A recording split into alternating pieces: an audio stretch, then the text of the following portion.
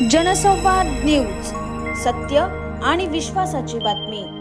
गृहमंत्री अमित शहा यांनी केलेल्या वक्तव्यावर राष्ट्रवादी काँग्रेस शरद पवार गटाचे कार्यकर्ते आक्रमक झाले। उल्हासनगरात जोरदार घोषणाबाजी करत आंदोलन करण्यात आले। उल्हासनगर महानगरपालिकेच्या आवारात असलेल्या डॉक्टर बाबासाहेब आंबेडकर यांच्या पुतळ्या शेजारी राष्ट्रवादी काँग्रेसच्या कार्यकर्त्यांनी एकत्र येत आंदोलन केलं। यावेळी कार्यकर्त्यांकडून जोरदार घोषणाबाजी करण्यात आली आहे। या ठिकाणी मोठ्या संख्येने आंदोलक गोळा झाले आहेत।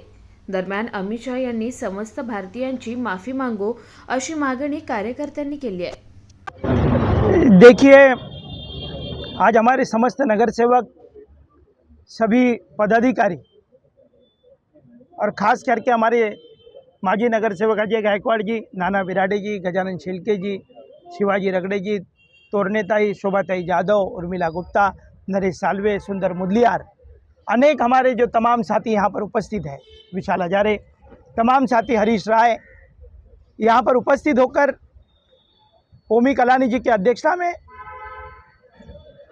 पंचम कलानी जी के मार्गदर्शन में और शिवाजी रगड़े जी के मार्गदर्शन में हम सब यहाँ पर उपस्थित हुए हैं।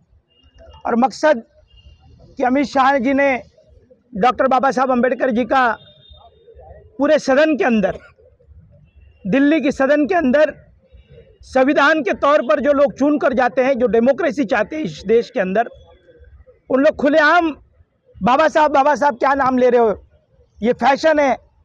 अमित शाह जी के वक्तव्य पर हमारी भावनाओं को दुखी हुई है और हमारी भावनाओं को ठेस पहुंची है कि एक तरफ बाबा साहब के संविधान ने आप लोगों को अधिकार दिया और हम दलित समाज के, हम मागास वर्गीय समाज के लोग मंदिर में तब जा पाए जब बाबा साहब के संविधान को हमको हक मिला और तब हम मंदिर में पूजा करने के लिए जा पाए।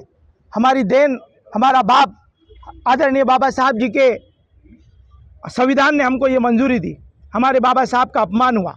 दूसरी तरफ महाराष्ट्र के अंदर खुलेआम परभनी में हमारे वडारी समाज के कार्यकर्ता वो आंदोलन कर रहे थे, पुलिस की कस्टडी में उनकी मौत होती है, राज्य की सरकार चुप बैठी है, गृह मंत्री चुप बैठे हुए हैं।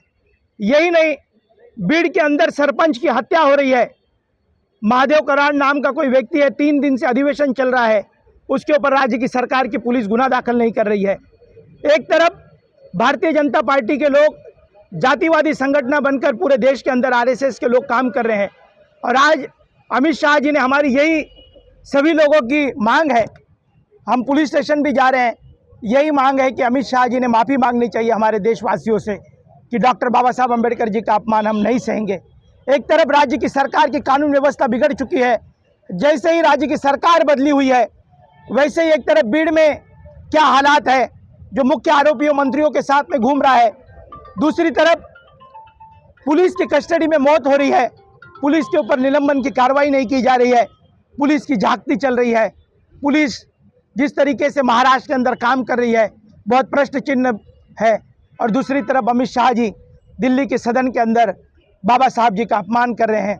मैं तमाम साथियों से मैं यही कहूँगा, शहर के वासियों से, कि बाबा साहब जी का अपमान नहीं है, ये हमारे देश के संविधान का अपमान है। ये हमारे भावनाओं के खिलवाड़ किया जा रहा है, ये हमारी भावनाओं से ठेस पहुँचा जा रही है।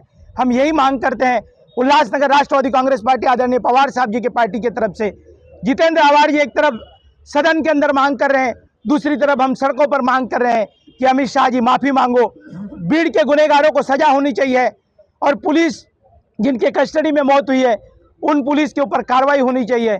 ये तीनों मांगों के साथ में हम डॉक्टर बाबा साहब जी के पुतले, हमारे बाबा साहब जी के यहाँ पर बैठकर बाबा साहब जी से हम पूछ रहे हैं, हम अपनी तरफ से अपनी भावनाओं को प्रकट कर रहे हैं यहाँ पर बैठकर कि हमको न्याय कब मिलेगा।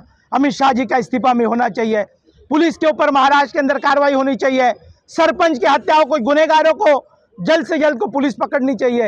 ये तीनों विषय को लेकर आज हम यहाँ पर बैठे हैं। राष्ट्रवादी कांग्रेस पार्टी की तरफ से मैं निषेध व्यक्त। आज जेव्हापासून भारतीय जनता पार्टीची सरकार या देशामध्ये आलेली आहे, सातत्याने विवादास्पद वक्तव्य करणं, यापूर्वीही जे गव्हर्नर राहून गेले होते त्यांनी सावित्रीबाई फुले, महात्मा ज्योतिबा फुले, काही लोकांनी छत्रपती शिवाजी महाराज यांच्याबद्दल सातत्याने आदरात्मक वक्तव्य केली। काल 2 दिवसापूर्वी या देशाचे गृहमंत्री अमित शहा यांनी आमचं दैवत, आमचा बाप, आमचे देव डॉक्टर बाबासाहेब आंबेडकर यांच्याबद्दल निषेधार्थ वक्तव्य केलं. त्यांनी असं म्हटलं की या देशामध्ये सध्या आंबेडकर आंबेडकर आंबेडकर आंबेडकर आंबेडकर बोलण्याची फॅशन आलेली आहे. मी आज अमित शहांना सांगू इच्छितो की डॉक्टर बाबासाहेब आंबेडकर आमच्यासाठी फॅशन नाही, ते आमचं पॅशन आहे. आमचा संघर्षाचं ते प्रतीक आहे. आमची धगधगती मशाल आहेत, डॉक्टर बाबासाहेब आंबेडकर आहेत. आम्ही देवाचं नाव घेऊन मेल्यानंतर स्वर्गात जाऊ की नाही हे आम्हाला माहीत नाही, परंतु हजारो वर्ष ज्या दलित वंचित बहुजन समाजाला या जाती व्यवस्थेने जिवंतपणे नरकात ढकललं होतं, त्या समाजाला जिवंतपणे या पृथ्वीमध्ये स्वर्ग दाखवण्याचं काम डॉक्टर बाबासाहेब आंबेडकरांनी केलं होतं आणि म्हणून ते आमच्यासाठी देव आहेत, आमचं दैवत आहेत. आणि अशा दैवताचं देवराचं नाव घेण्यासाठी आम्हाला कोणाच्या परवानगीची गरज नाही. आणि जे वक्तव्य अमित शहाजींनी केलेलं आहे ते गुर्मी आहे, एक अहंकार आहे त्यांच्यामध्ये. भारतीय जनता पार्टी सातत्याने समाजामध्ये तेढ निर्माण करणं, द्वेष निर्माण करणं, समाजाचं देशाचं विभाजन करण्याचं काम भारतीय जनता पार्टी आणि या संघ भाजपाई विचारधारेने केलेलं आहे. आम्ही या संघ भाजपाई विचारधारेला चॅलेंज करतो की तुम्ही ज्या प्रकारे 2 दिवसापूर्वी डॉक्टर बाबासाहेब आंबेडकर यांचा अपमान करण्याची हिंमत केलेली आहे, पुन्हा ही हिंमत करू नका. या देशातले आंबेडकरी समाज, दलित Vanchit Bahujan, SC ST OBC minority जर एक झाले तर तुम्हाला पळती भुई कमी पडेल, तुम्ही या देशात राहण्याच्या लायकीचे राहणार नाही. सातत्याने म्हणण्यात आलेलं आहे की तुम्ही जे RSS जे संघ भाजपाई आहात, तुम्ही खरंच भारतीय आहेत की नाही, म्हणून तुमचा जे DNA चेक करण्याची वेळ आलेली आहे. जे तुम्ही या देशात राहू नाही, या देशाचं खाऊ नाही, या देशाचे तुकडे करण्याचं काम भारतीय जनता पार्टी करते. आम्ही आज ओमी कलानी यांच्या मार्गदर्शनाखाली, पंचम कल्याणी यांच्या नेतृत्वाखाली राष्ट्रवादी काँग्रेस पार्टी शरदचंद्र पवार गटाचे सर्व इथे माजी नगरसेवक, मुख्य पदाधिकारी, सर्व कार्यकर्ते उल्हासनगर महानगरपालिकेच्या प्रांगणामध्ये डॉक्टर बाबासाहेब आंबेडकर यांच्या पुतळ्याच्या खाली आम्ही मूक निदर्शन इथे करीत आहोत.